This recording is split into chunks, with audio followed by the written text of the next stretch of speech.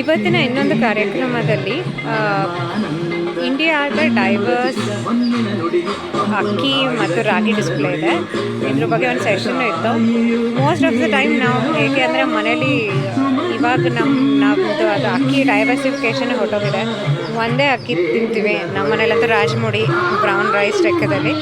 But ಅದೇ ರೀತಿ ಇಂಡಿಯಾದಲ್ಲಿ ಎಷ್ಟು ಥರ ರೈಸ್ ಇದೆ ಅಂತ ತೋರಿಸೋಕ್ಕೆ ಅಂತ ಇಲ್ಲೊಂದು ಡಿಸ್ಪ್ಲೇ ಇದೆ.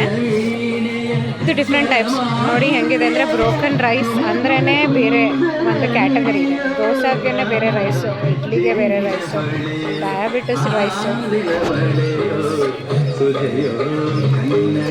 ಸಿದ್ಧಾಸನ ರೈಸ್, ರೆಡ್ ರೈಸ್, ಹಸೂರಿ unpolished white basmati rice, boiled rice. ಅದೇ ರೀತಿ ಅದರದೆಲ್ಲ ಭತ್ತಗಳು ವಿತ್ ಹಸ್ಕ್. ಇದೆಲ್ಲ ಹೆಸರು ಜೊತೆಗೆ ಎಷ್ಟು ದಿನ ಹಳೇದು ಅಂತ. ಇವಾಗ ನಾವು ಸೂಪರ್ ಮಾರ್ಕೆಟಿಂದ ತಂದರೆ ನಮಗೆ ಗೊತ್ತಿರೋಲ್ಲ ಅಕ್ಕಿ ಎಷ್ಟು ಹಳೇದು ಅಂತಲೂ. ಮುಂಚೆ ನನಗೆ ಇನ್ನೂ ಚೆನ್ನಾಗಿ ನೆನಪು, ನಮ್ಮ ತಾತ ಹೇಗೆ ಅಂಗಡಿ ಇಲ್ಲ ಕೇಳಬೇಕಾದ್ರೆ ಎಷ್ಟು ಹಳೆ ರೈಸ್ ಇರುತ್ತೋ ಅಷ್ಟು ಚೆನ್ನಾಗಿ ಆಗುತ್ತೆ. ಆ್ಯಂಡ್ ಇವನ್ ನೀರಿನ ಪ್ರಪೋರ್ಷನು ಜಾಸ್ತಿ. ಹಳೆ ಅಕ್ಕಿ ಆದರೆ ಜಾಸ್ತಿ ನೀರು ಕುಡಿಯುತ್ತೆ. ಒಂದು ಗ್ಲಾಸಿಗೆ 3 ಗ್ಲಾಸ್ ನೀರು ಹಾಕ್ತಾಯಿದ್ರು. So even based on the number of days ageing ರೈಸ್ದು ಇವನು ಅದ್ರ ಡಿಫ್ರರ್ ಆಗುತ್ತೆ. ಸೊ ಇದರಲ್ಲಿ ತೋರಿಸಿದರೆ ಎಷ್ಟೆಷ್ಟು ದಿನ ಹಳೆ ಭತ್ತಗಳು ಇದೆ ಅಂತ. ಭತ್ತನ ಸ್ಟೋರ್ ಮಾಡಿ ಯಾವ್ಯಾವಾಗ ಬೇಕು ಆವಾಗ ಅದನ್ನು ಅಕ್ಕಿನ ತೆಕ್ಕೊಳ್ತಾಯಿದ್ರು. ಸೊ ಇದೆಲ್ಲ ಡಿಫ್ರೆಂಟ್ ಟೈಪ್ಸು.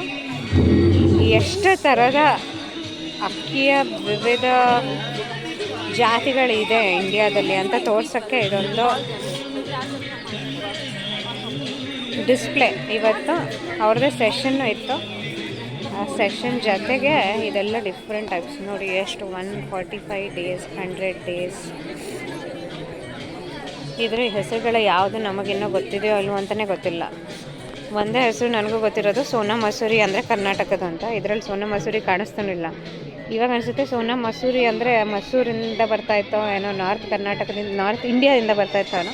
ಬಟ್ ಅದನ್ನು ನಾವು ಯಾವ ಲೆವೆಲಲ್ಲಿ ಅಳವಡಿಸ್ಕೊಂಡಿದ್ದೀವಿ ಅಂದರೆ ನಾವು ನಮ್ಮ ಕರ್ನಾಟಕದ ಅಕ್ಕಿಗಳನ್ನೇ ಮರ್ತೋಗಿದ್ವಿ. ಇದು ಒಂದು ಸಣ್ಣ ಎಫರ್ಟ್ ಬೈ ರಾಗಿ ಕಣ ದಟ್ ನಮ್ಮ ಅಕ್ಕಿಗಳನ್ನು ಇಂಟ್ರಡ್ಯೂಸ್ ಮಾಡೋಕ್ಕೆ ಅಂತ ಜನ. ಇದು ಅಕ್ಕಿಗಳು, ಅಲ್ಲೋದ್ರೆ ರಾಗಿಗಳಿದೆ.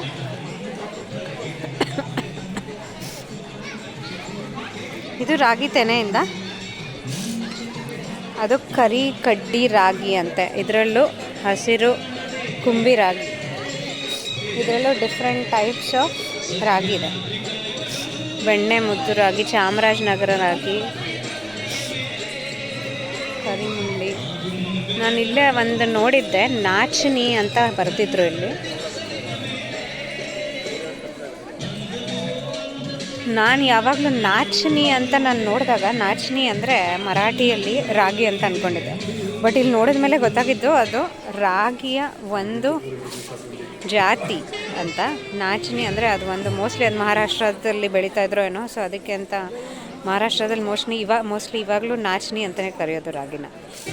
ಸೊ ನಾನು ಅಂದ್ಕೊಂಡಿದ್ದೆ ರಾಗಿನೇ ನಾಚನಿ ಅಂತ ಕರೀತಾರೆ ಅಂತ. ಬಟ್ ಇವಾಗ ಇಲ್ಲಿ ನೋಡಿದ್ರೆ ಗೊತ್ತಾಯಿತು ನಾಚನಿ ಇಸ್ ಅ ವೆರೈಟಿ ಆಫ್ ರಾಗಿ ಅಂತ. ಸೊ ಇದ್ರ ಜೊತೆ ಆ್ಯಕ್ಚುಲಿ ನಾನು ಇದ್ರದ್ದು ಹಸಿದು ಆ್ಯಕ್ಚುಲಿ ಇಲ್ಲಿ ಮಾರಕ್ಕಿಟ್ಟಿದ್ರು ರಾಗಿ ತೆನೆ. ನಾನು ತೊಗೊಂಡಿದ್ದೀನಿ, ಅದನ್ನು ಟ್ರೈ ಮಾಡ್ತೀನಿ ಹೇಗೆ ಮಾಡೋದು ಅಂತ ಅವ್ರು ಎಕ್ಸ್ಪ್ಲೇನ್ ಮಾಡಿದ್ದಾರೆ. ಸೀಸನಲ್ಲು ಇವಾಗ ರಾಗಿಯ ಸೀಸನ್ನು, ಹಸಿ ರಾಗಿ ತೆನೆನ ಹೇಗೆ ನಮ್ಮ ಡಯಟ್ಗೆ ಇನ್ಕ್ಲೂಡ್ ಮಾಡ್ಕೋಬೋದು. ಯಾಕೆಂದರೆ ಡ್ರೈ ರಾಗಿನ ವರ್ಷ ಇಡೀ ತಿಂತಾ ಇರ್ತೀವಿ. ಬಟ್ ಹಸಿ ರಾಗಿ ಯಾವ ಸೀಸನಲ್ಲಿ ಬಂದಾಗ ಯಾವ ಥರ ಇನ್ಕ್ಲೂಡ್ ಮಾಡ್ಕೋಬೋದು ಅಂತ ಒಂದು ಟ್ರೈ ಮಾಡಬೇಕು ಅಂತ ನಾನು ತೊಗೊಂಡಿದ್ದೀನಿ. ಅದಕ್ಕೆ ನಾನು ಮಾಡ್ತೀನಿ ವಿಡಿಯೋ ಅದ್ರ ಬಗ್ಗೆ. Thank you.